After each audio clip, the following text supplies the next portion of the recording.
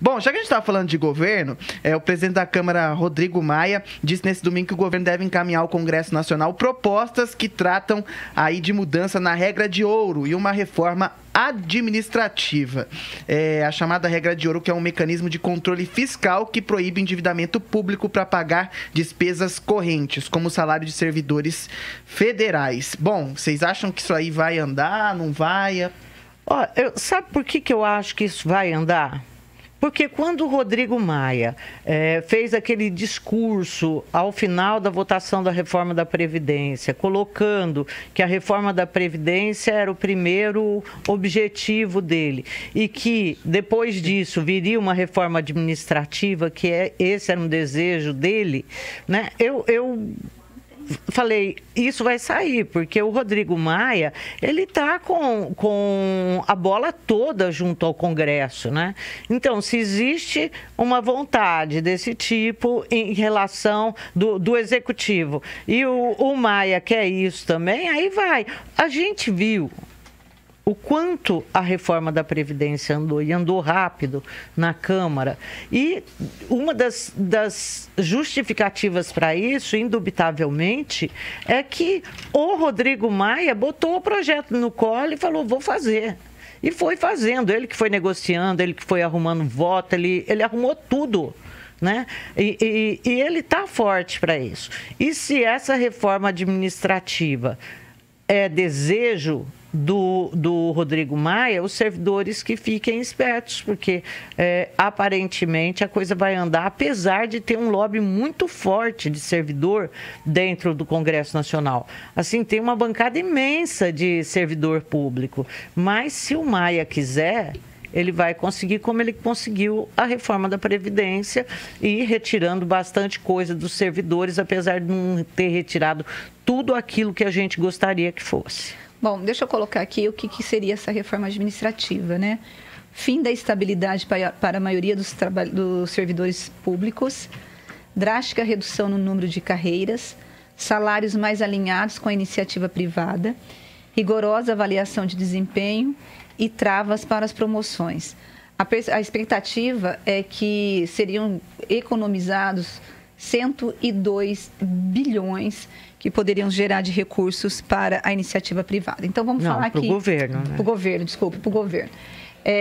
Vamos falar aqui da questão que eu acho mais complicado, fim da estabilidade para a maioria dos servidores públicos. Sabemos que foi colocado na Constituição a estabilidade porque havia uma necessidade de se proteger o servidor dos próprios políticos que acabam ganhando eleição e querendo colocar os seus apadrinhados políticos e os seus cumpichas para poder trabalhar para eles e fazer campanha eleitoral durante todo o mandato. Então, por isso se protegeu. No entanto, nós percebemos que durante todos esses anos houve também um efeito nocivo na estabilidade do servidor. Obviamente não são todos os servidores, mas nós sabemos que tem servidores que aproveitam a estabilidade para poder fazer corpo mole no serviço público. Nós temos isso. E isso é um problema que os gestores públicos reclamam disso. Eles dizem que um servidor poderia ter uma produtividade muito melhor, mas ele acaba oferecendo para o serviço público 20%, 30% daquilo que ele pode realizar, porque ele sabe que ele não vai ser demitido, ele sabe que teria que abrir um procedimento para poder ser investigado, vai ser promovido sem mérito. Então, eu acho que ainda não há um consenso, Zezé, de como atender essa questão do fim da estabilidade. Isso vai gerar muita polêmica. Discussão. Mas isso vem bem antes, né? A questão da estabilidade é bem anterior à Constituição de 1988. Sim, mas ela foi reforçada na Constituição. Sim, mas ela já vem de muito tempo. Sim, mas ela foi reforçada na Constituição. Vocês são a favor ou contra a estabilidade para o funcionalismo público? Depende.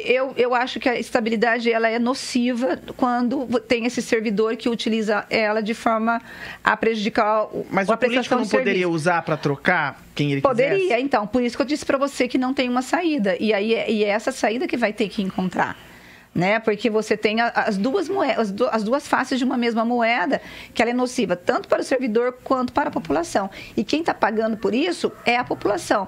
O mau servidor, quem paga? População. O político que bota os seus cupinchas lá, quem paga é a população.